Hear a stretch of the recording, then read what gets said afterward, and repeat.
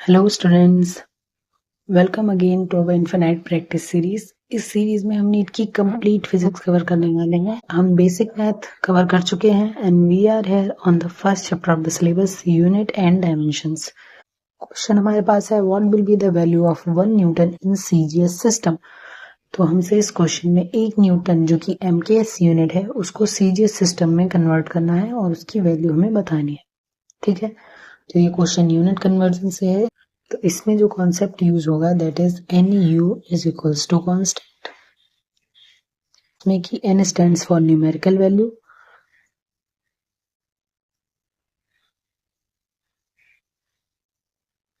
N U stands for unit.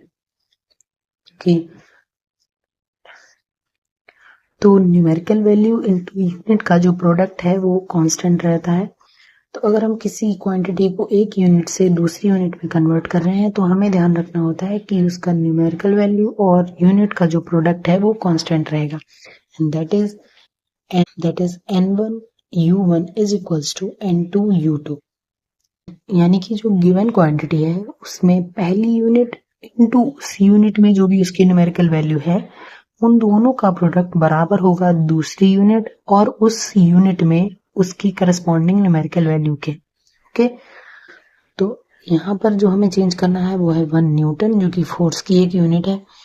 तो n1 stands for numerical value in the first unit, that is 1, and u1 stands for unit 1, that is Newton, and n2 जो कि हमें निकालना है। और CGS system में जो force की यूनिट होती है डायन, तो हमें यहाँ से n2 के लिए सॉल्व करना है। ठीक है, तो n2 will be equal to newton divide by dyne. ठीक है, अब ये तो यूनिट्स का रेशियो आ गया है, इसमें इसको हम फर्दर सॉल्व करने के लिए इनको फंडामेंटल क्वांटिटीज के टर्म में तोड़ेंगे। दैट इज फोर्स की अगर हम फंडामेंटल क्वांटिटीज के टर्म में डायमेंशन लिखते हैं तो वो आएगी mlt-2।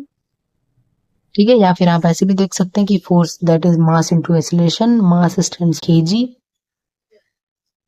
And a stands for metre पर second square, that is mlt-2। Okay, तो चाहे इससे कर लीजिए या इससे कर लीजिए, दोनों सेम ही है।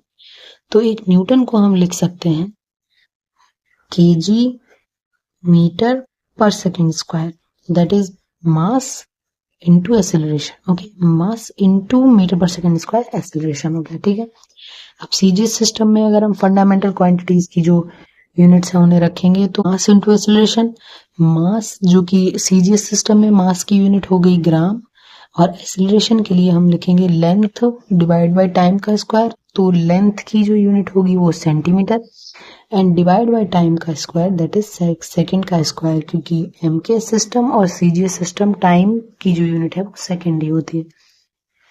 ठीक है, तो इसको हम सॉल्व करेंगे तो सेकंड स्क्वायर से सेकंड स्क्वायर तो कैंसिल हो जाएगा और हमारे पास बचेगा kg metre divide by gram centimetre.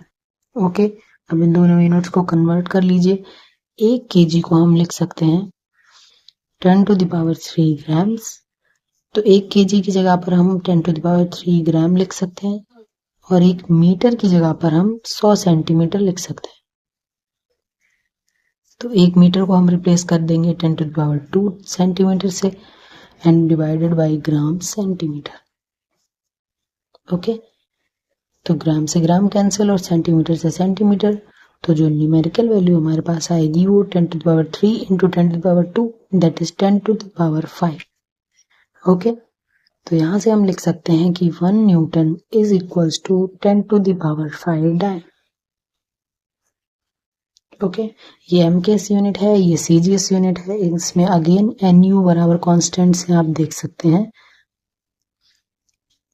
कि जो यूनिट बड़ी है उसके साथ में छोटी न्यूमेरिकल वैल्यू है और जो यूनिट छोटी है उसके साथ में बड़ी न्यूमेरिकल वैल्यू है, क्योंकि एट द एंड इन दोनों का प्रोडक्ट कांस्टेंट होना चाहिए। तो अगर एक वैल्यू बड़ी है तो दूसरी को छोटा होना पड़ेगा ताकि उनका प्रोडक्ट कांस्टेंट रह सके।